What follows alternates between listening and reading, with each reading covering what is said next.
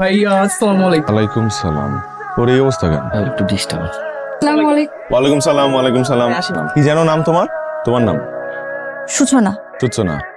Class কেমন লাগলো? ভালো। কে কোনো ডিস্টার্ব করেনি তো? কোনো স্টুডেন্ট, কোনো টিচার? করতেই পারে। সূচনা, ইউনিভার্সিটিতে পড়াশোনা করতে হবে মন দিয়ে, আর কোনো কিছু যদি লাগে তাহলে ডিপার্টমেন্টের টপার 2.75 সিজিপিএ।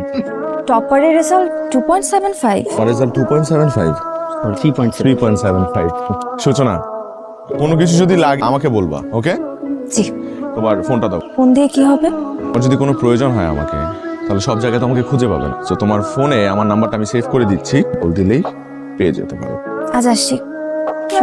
আচ্ছা, হ্যালো। ফোন দিয়ে কথা বলছেন না কেন? কথা বলে তো আপনি মারধর শুরু করেন। কি আশ্চর্য, কে আপনি? আমি সূচনা। কি সৌভাগ্য আমার, আপনি আমাকে কল দিয়েছেন। আচ্ছা, সূর্য আজকে কোন দিক থেকে উঠবে? রাতে তো সূর্য ওঠে না, রাতে চাঁদ ওঠে। তা ঠিক, কিন্তু সূর্যের মতো দীপ্তিময় আর চাঁদের মতো স্নিগ্ধতা নিয়ে যার জন্য কথাবার্তা একটু উল্টোপাল্টা হয়ে যাবে, এটা খুব স্বাভাবিক। আপনি কেমিস্ট্রি নিয়ে কেন পড়াশোনা করেছেন? আপনার তো উচিত ছিল সাহিত্য নিয়ে পড়াশোনা করা। ইউ সো মাচ আমার প্রশংসা করার জন্য। আজকে ওই ছেলেটাকে মারলেন কেন? ওকে মারছি কারণ ও বেয়াদবি করছে। বেয়াদবি তো করেছে আমার সাথে, তাতে আপনার সমস্যা কি? আমার সমস্যা কি সেটা আমি আপনাকে এখন বলবো না, সেটা আমি আপনাকে কাল বলবো ক্যাফেটেরিয়াতে বসে কফি খেতে খেতে। সো কালকে দেখা হচ্ছে। ওকে, গুড নাইট। Good night.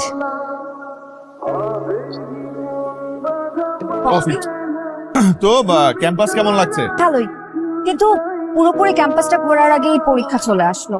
আরে তুমি এক্সামস নিয়ে এত টেনশন করো না। ফার্স্ট ইয়ারের সব নোটস কিন্তু আমার কাছে আছে, নোটসগুলো পড়লেই তুমি টপার হয়ে যাবে। আপনার মতো টপার? আচ্ছা, আপনি আপনার নোটসগুলো আমাকে দিয়ান। চুপ করে আছেন কেন? মনে করার চেষ্টা করছিলাম যে নোটসগুলো কোথায় রেখেছি। মনে করে দিয়ান কিন্তু। শিওর। কালকে ওই ছেলেটাকে মারলেন কেন? মারবো না, ও টিজ করছে না তোমাকে। তোমাকে টিজ করবে, তবে আমার ক্যাম্পাসে। দেখো, তোমাকে যদি কোনো ছেলে টিজ করে আমার রক্ত গরম হয়ে যায়। কেন? আমি আপনার কে?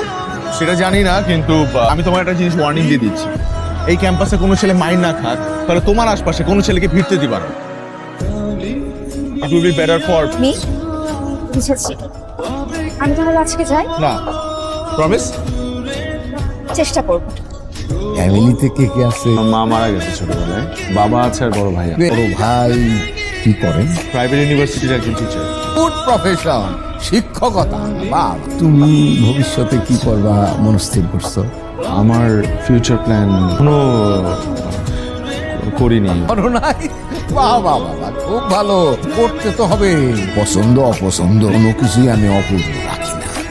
আমার একমাত্র মেয়ে, প্রেম ভালোবাসা এগুলো তো জীবনে আসবে, এটা তো স্বাভাবিক। আমার কোনো আপত্তি নাই, আমি মাইনে নিতে পারি। আমার একটা ভালো প্রফেশনে ঢুকতে হবে।